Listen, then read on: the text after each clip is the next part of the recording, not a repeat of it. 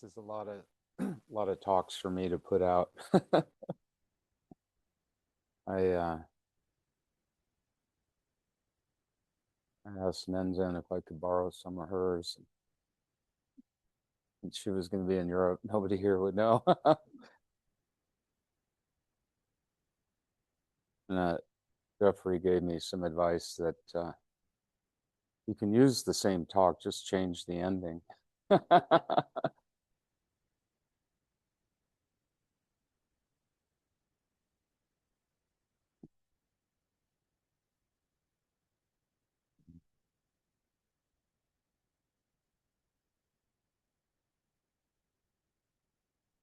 Sometimes I feel like all of this practice that we're enacting, um, they say when Shakyamuni Buddha spoke, this white hair unfurled, like glowed out of his third eye. And it's like, this is, we're on that hair, glowing white hair.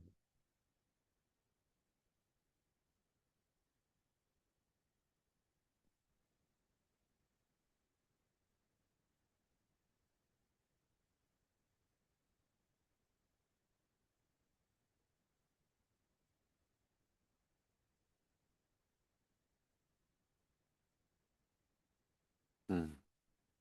Well, does anybody have any questions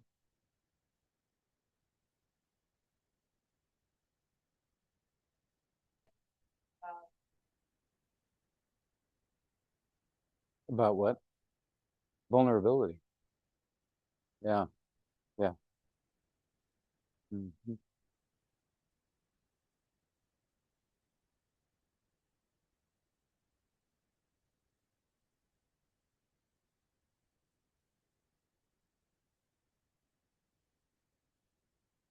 Thought we did talk about that.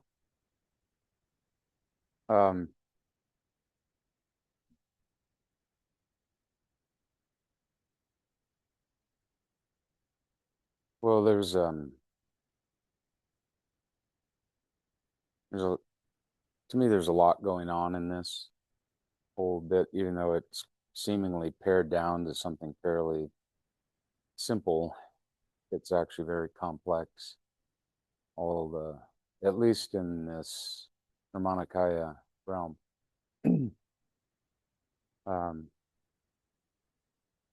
when when we start into, uh, I reflect that, particularly from being in the this kind of seat at Hokoji, and people come in and new to it, and they want to know something about the practice, and then we basically offer that there's nothing to hold on to.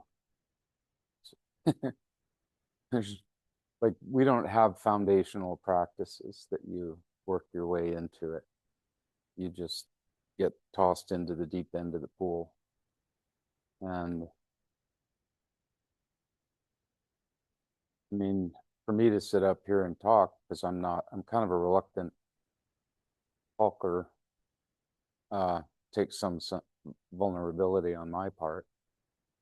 And then, like at tea time, for everybody to offer up their sense of practice takes some vulnerability there as well. So it's really all a kind of tender feeling. Um, some people hold hard, but if they either don't last or it falls apart, and they have to open their heart at some point. Um, because we're practicing letting go. It's almost like headed headed towards our physical deaths, and how to resolve everything before that time while we have the opportunity to be in good health, sound mind. the opportunity to practice.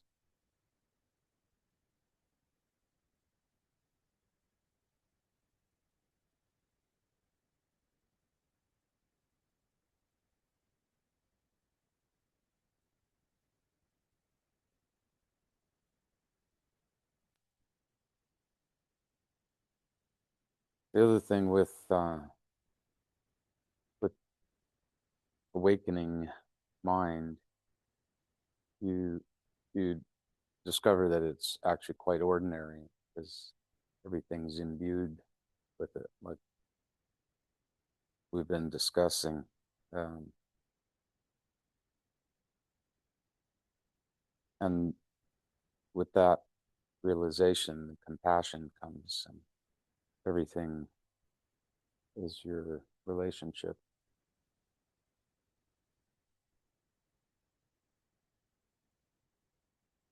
interrelated, all things.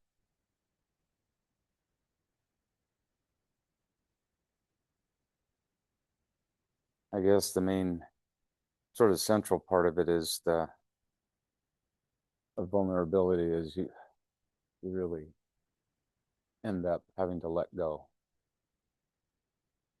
who you think you are. And, just like I was saying in the beginning, the whole construct of suddenly you find yourself a grown up having to make your way in the world and haven't really had time to reflect on that and sit down on the cushion and, oh, what am I? It's a lot of times what brings people to spiritual path. Who am I? What am I? What's going on? And also, I think that it's the um, like inner knowing. The original light shines through things, so you see it or know it, brings you to the seat.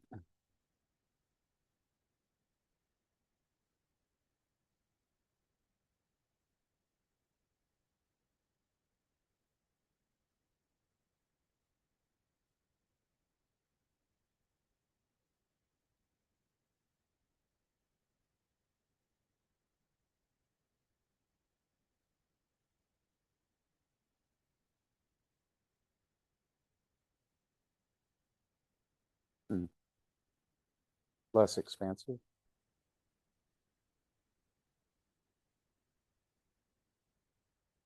Mm.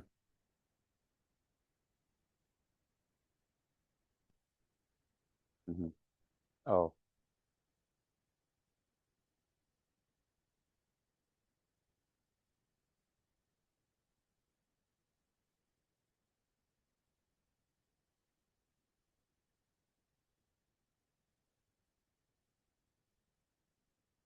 being the student, good student. Yeah, I have written something down here about that one.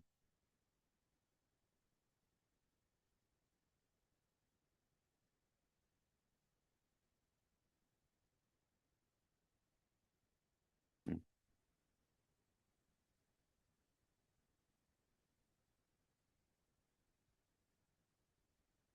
I'm not quite finding it, but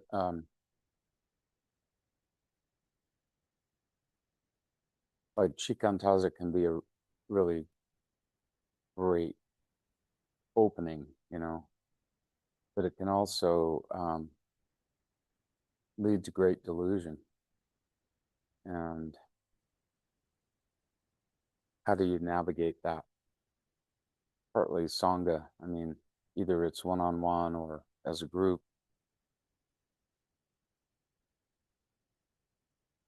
see what the path is, which isn't to say that it's linear or no, it's just like this, not like that, but whether you're creating more ego or delusion.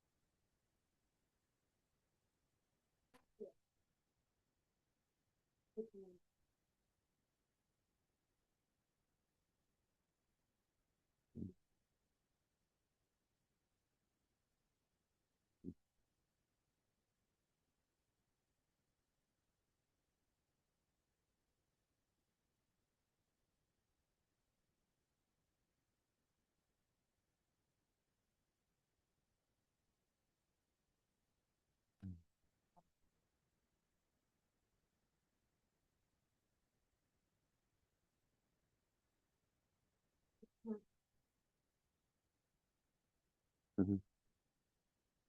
Well, remember we were talking yesterday or the day before, but it's like there's, I think of that as cognition, and it's subsumed by awareness. And so this is still going on, what King is reflecting on the cushion. But if you allow awareness to expand, there is no self in that awareness. And the awareness sees this going on, but the recognition is that those things are just coming off the field. Oh yeah, Andy, I wish you were here. The BFL, Boundless Field of Light. It's his acronym. But it's like watching the wind blow the trees and everything's flickering along, but you're not disturbed by it. It also goes to this idea of container where we've talked about that probably too much, but you could say the container is your mind, like the extent of your own awareness, not universal awareness necessarily, but uh, and how much can you, how vast can that be, and not have anything arising in it be disturbing. Like, some people sit in the cities and talk about the noises outside and sitting with that. Um, Also, regardless of whether you're in the city or the country, it's how whatever arises is not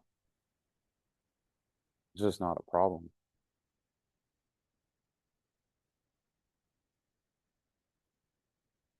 I think it's an important point because we have this sense of, I'm practicing, I'm sitting, um, and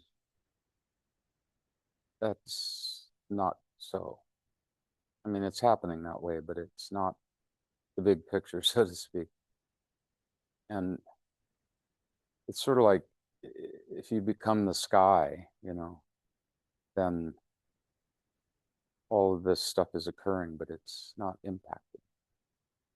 It's in some ways it's delusion, just, and in other ways it's just um, the flickering of original nature.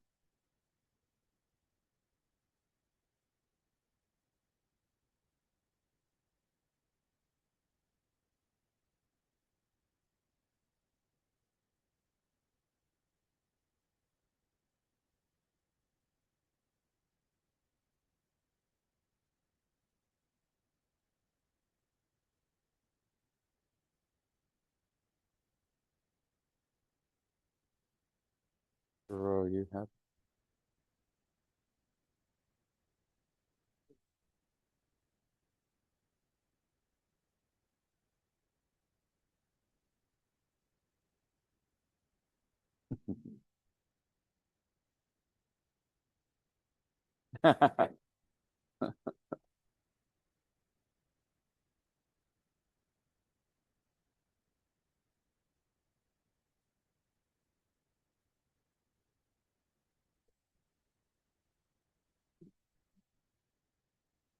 There's a really good instruction. I'll bring it tomorrow, but it's up in my room, so I'll bring it down. But his answer is a little more nuanced, but it's basically saying if you're meditating and thoughts arise, just rest in that. So whatever comes up, you just rest in that, because then you're not engaging in any way. You're not pushing it down or trying to develop it or make it go away. And there is this, um, there is being on the cushion and thoughts appear, and there's being on the cushion and thoughts appear and you start thinking about it, analyzing it, so to speak, in various ways. And then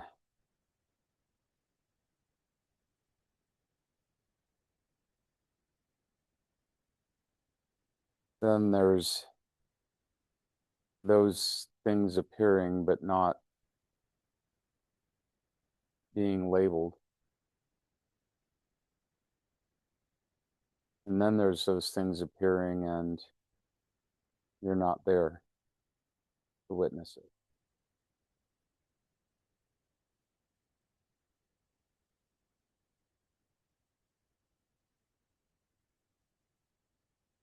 Those are all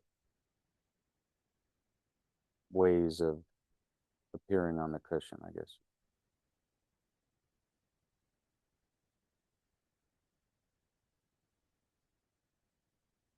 And the not, well, okay, so Ajo, um, Dogen's disciple and Dharma heir, that he said, just throw you, I gotta find it. It's floating.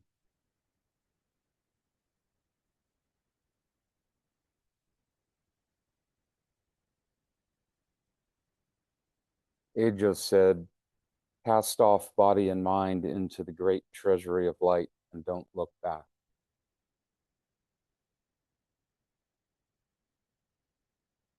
Beautiful.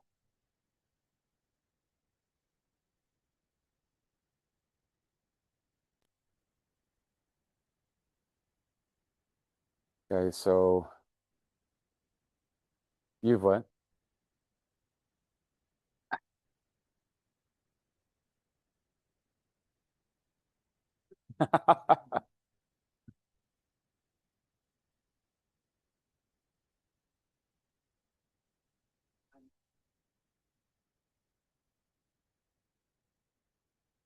Mm,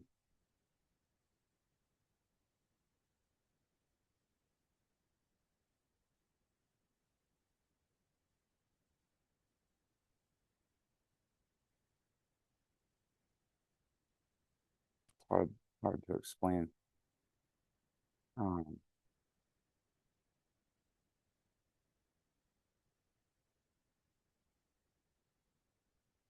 okay.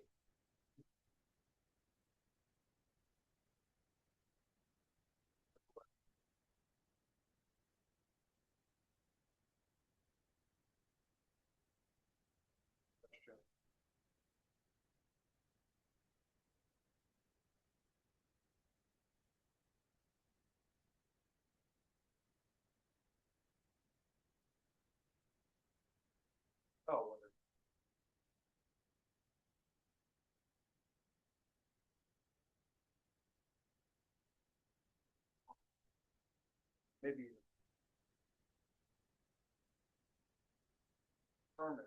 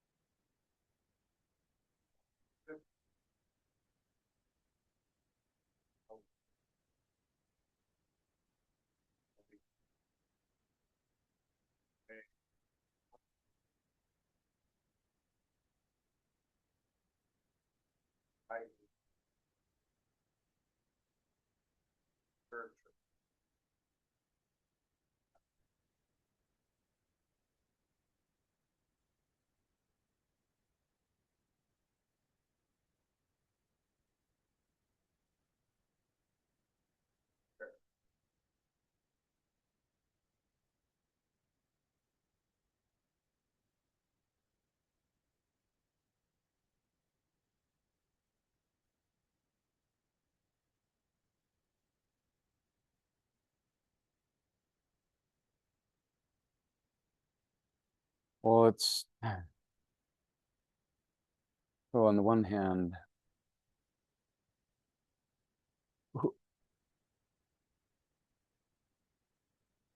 sort of a rote response to Thoreau would be, who is it that's thinking? But it doesn't matter so much.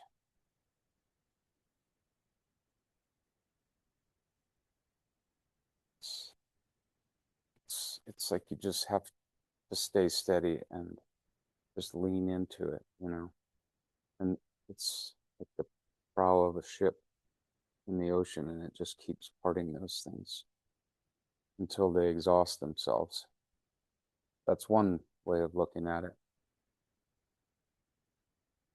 When you're in the midst of that, it's hard to it's hard to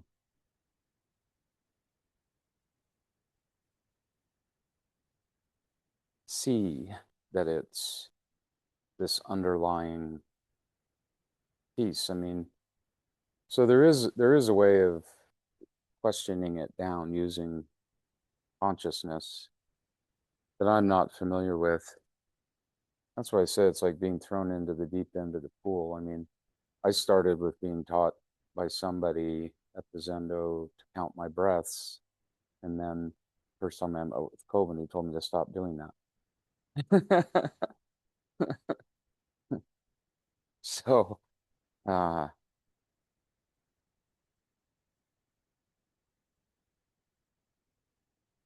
fortunately, I hadn't done it very long. Mm.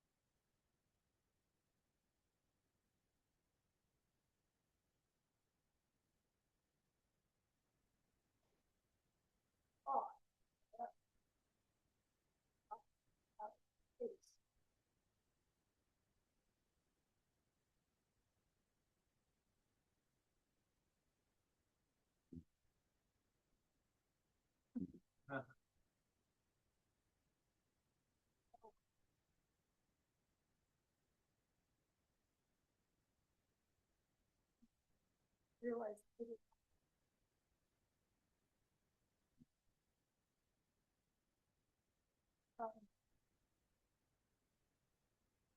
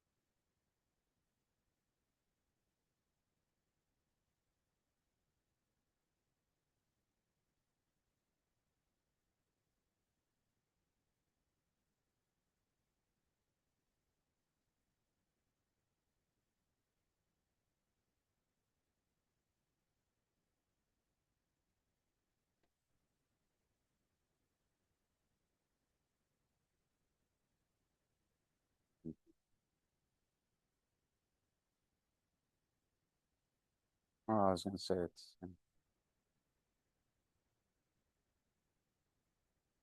Hey.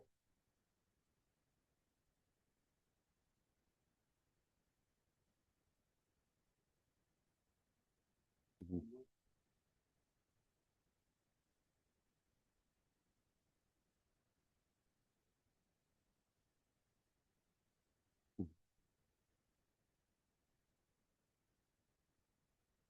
Yeah. I mean, that's the description of, but it's tricky because if you don't know the boundless field of light, then it, what are you resting in, you know? And people come back to their illusory sense of self and rest there. And really, we're trying to momentarily cut through that, don't you think?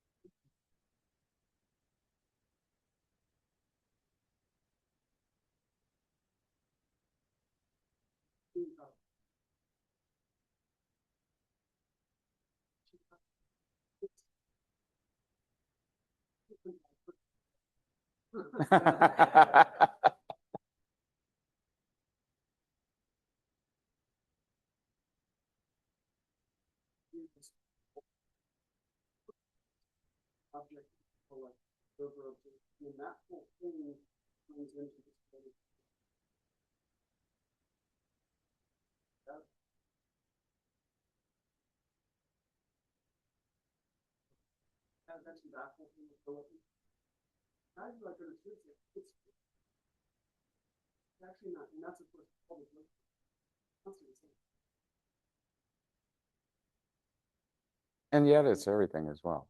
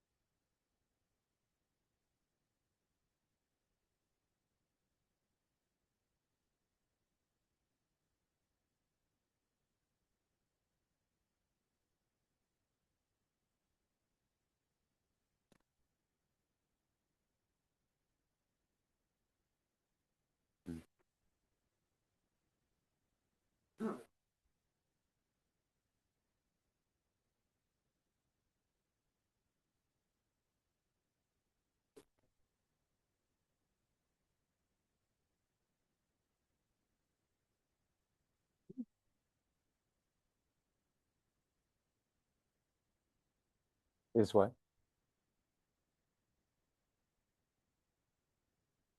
Let go and rest. Oh, mm-hmm.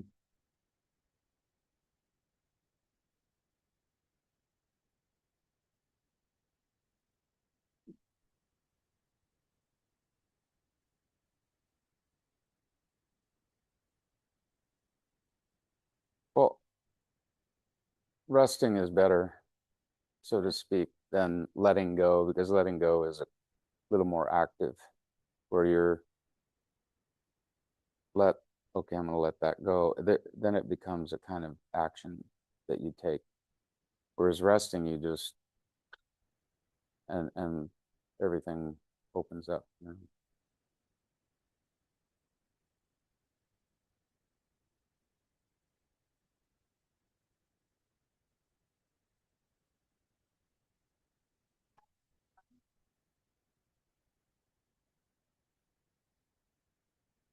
Mm.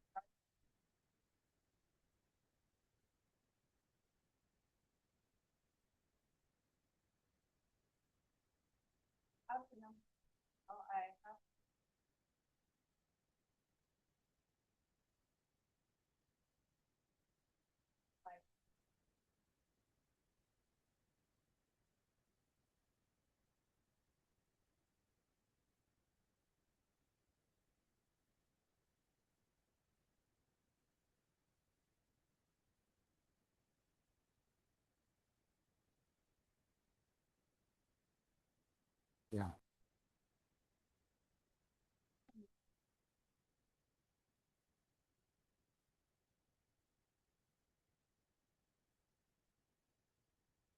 Yeah, sure.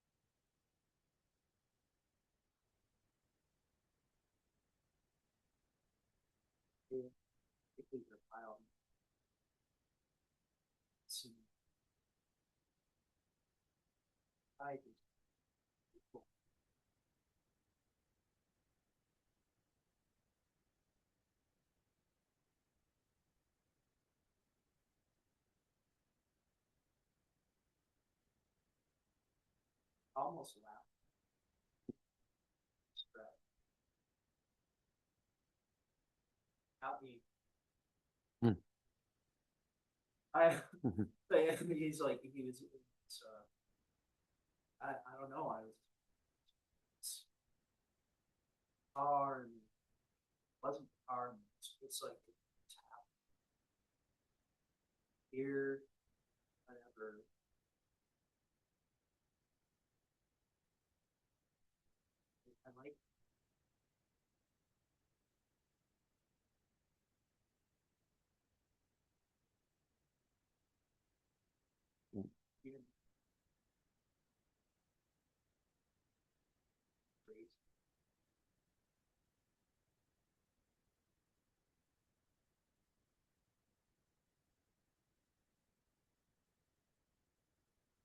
Okay.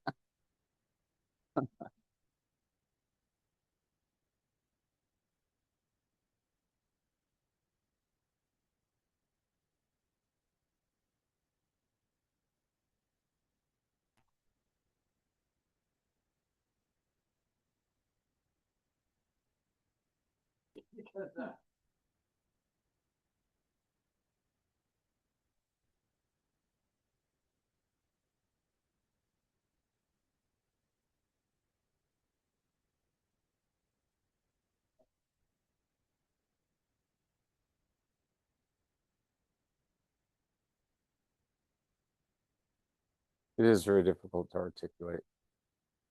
And some of the reasons the ancient teachings are still around is because they were able to articulate it well. And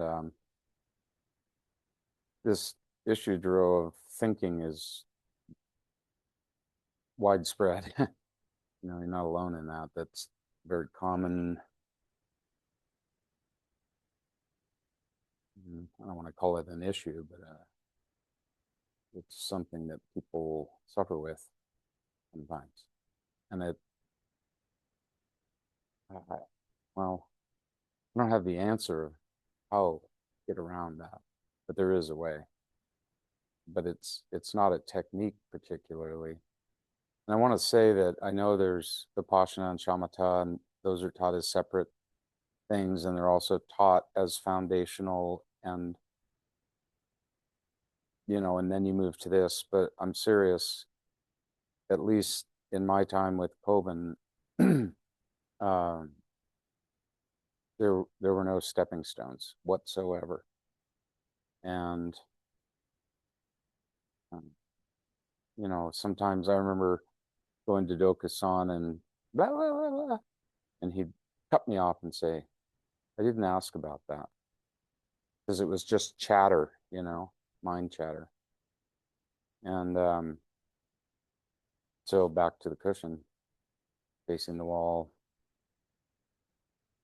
watching the movie, seeing the wall go like this, whatever it is.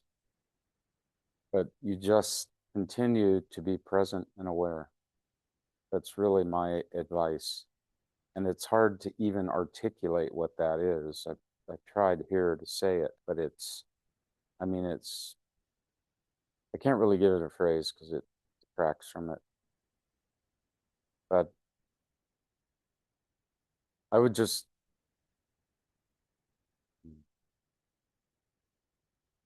in as much as there's observing,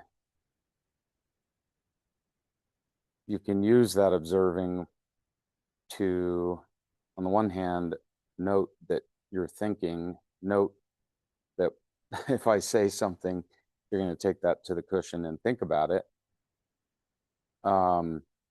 But also you can use it the other way. It's like turning the eyes around and use consciousness initially, find the luminous mind. It doesn't have to be called luminous, but just that which knows that isn't self. And then that becomes something you you don't develop it, you just can find it. Like first you get a glimpse, and then pretty soon you can open up that world. I don't know about pretty soon, but it the reason I love Ajo's statement about past body of mind, completely off, whatever, however he says it, into the great treasury of light, is because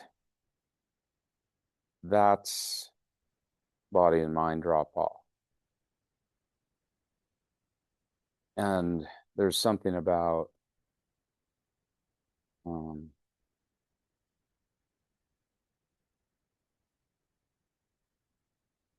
like staying with sitting, we call it, but staying with shikantaza, themeless sitting is the definition. And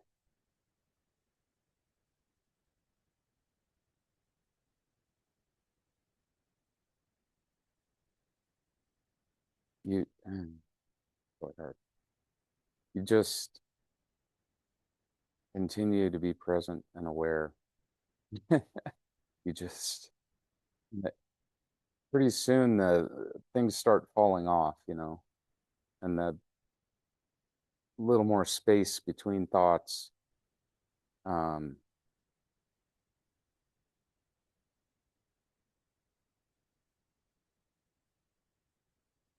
just you just have to keep going.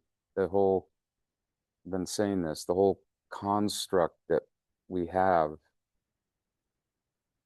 it starts to wiggle a little bit. We just push into that, pushing past those things, and this other realm appears. And from that other realm, the thinking doesn't bother. It's okay. This is just something appearing. And I have this stuff with me, but there's some good descriptions of it. But it's like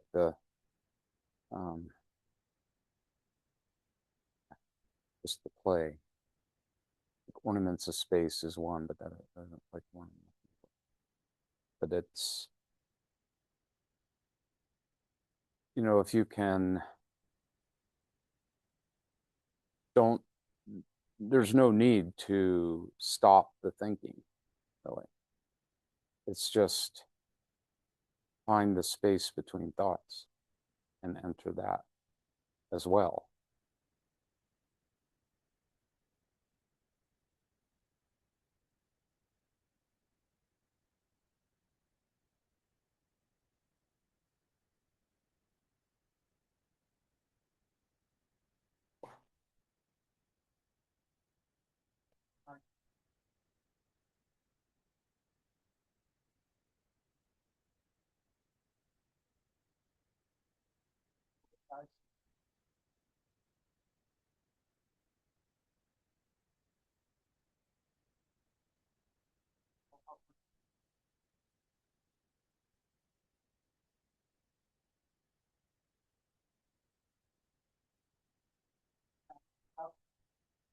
Over time.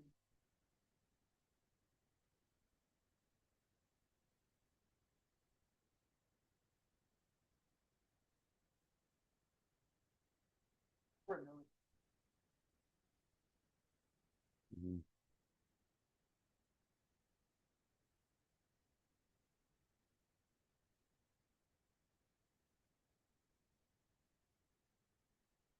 The what?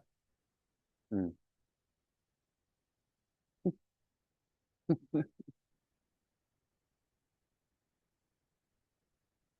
Another a further description of looking in between the thoughts is um, being present and aware. To tie those together is that you're and that description in the Lankavatara Sutra of Buddha sitting down and becoming aware of what's in front of him, and um, the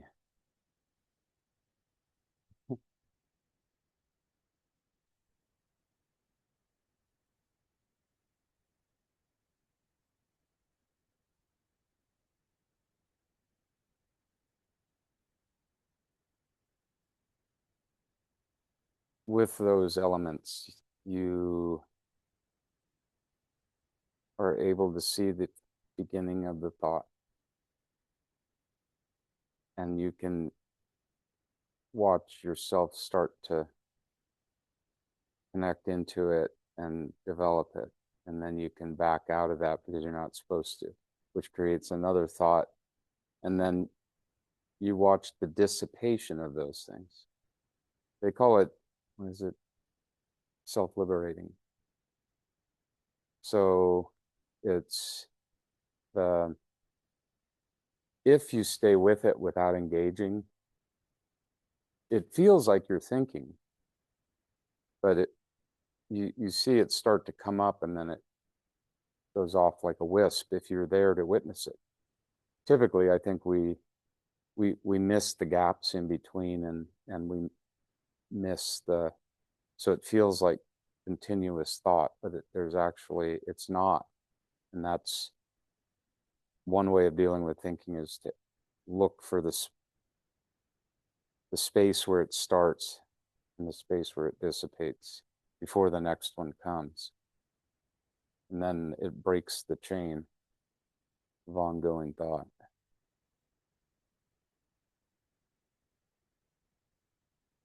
So I don't think anything usually when I'm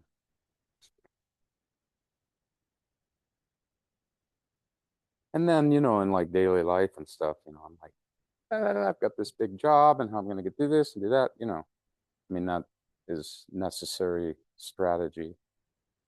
But on the cushion, it is a chance to practice letting those things, observing them go and start.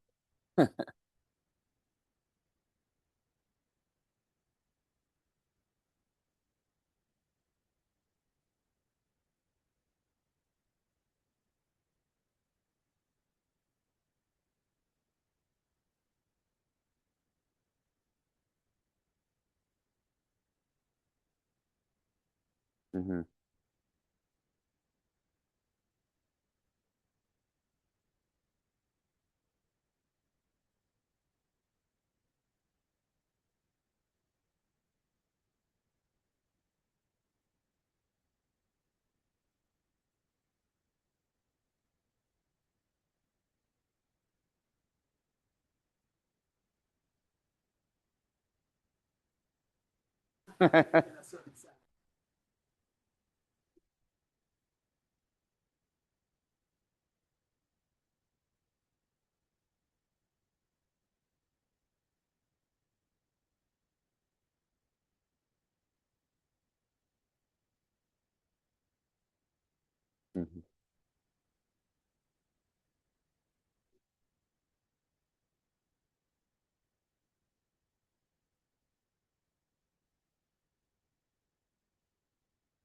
Hmm.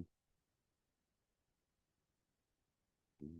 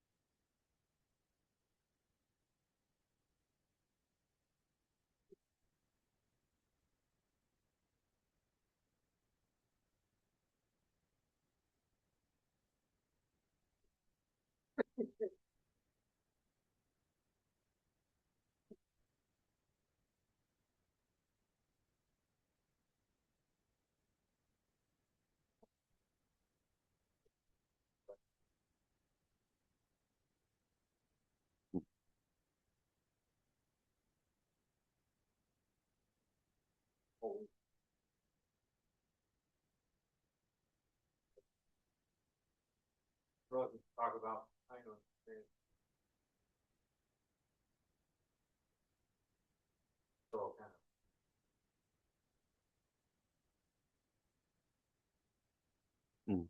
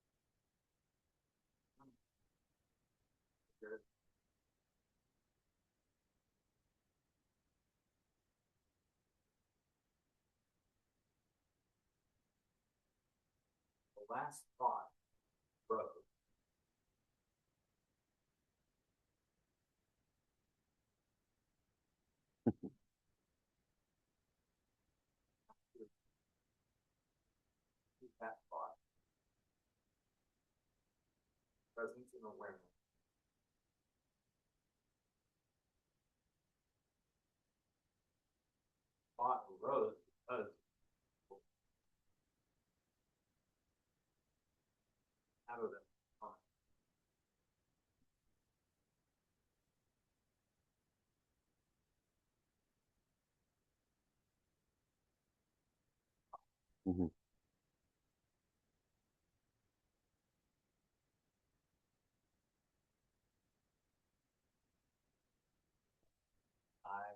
I know. Bibs doesn't work very well for it.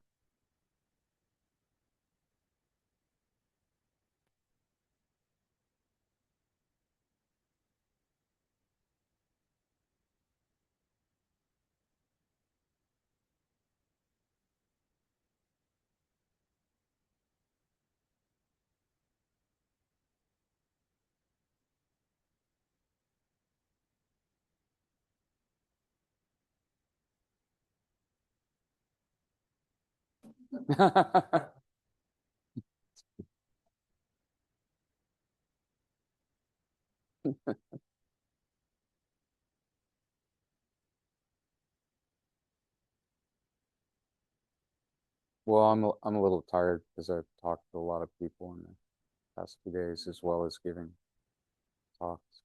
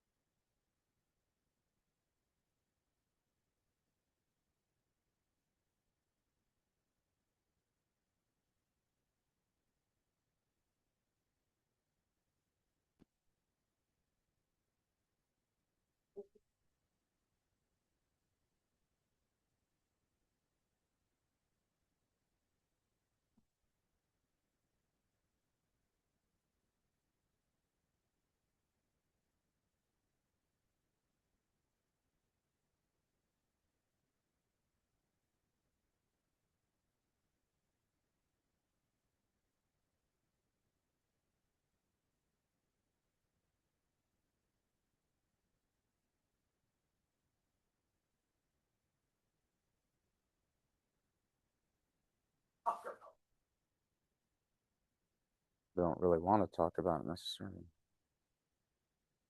No, actually, I enjoy talking about it.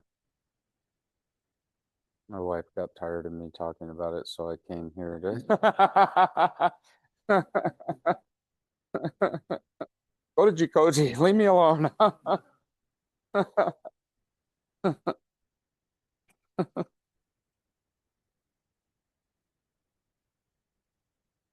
Sure.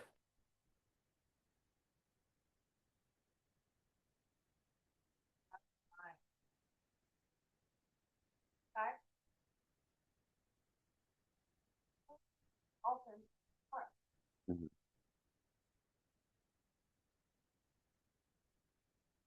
Well, and also I don't know where I got it, but there's like mind, and it shows up in um, Tibetan language more clearly. That could tell us, but um, there's mind and capital M mind, which is more of that maybe heart mind. Sometimes it's called like Sesshin, Coven translated as gathering of heart mind.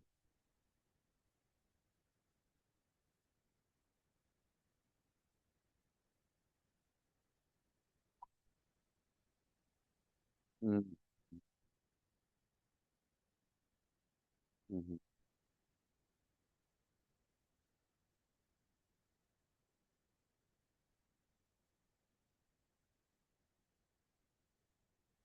Yeah,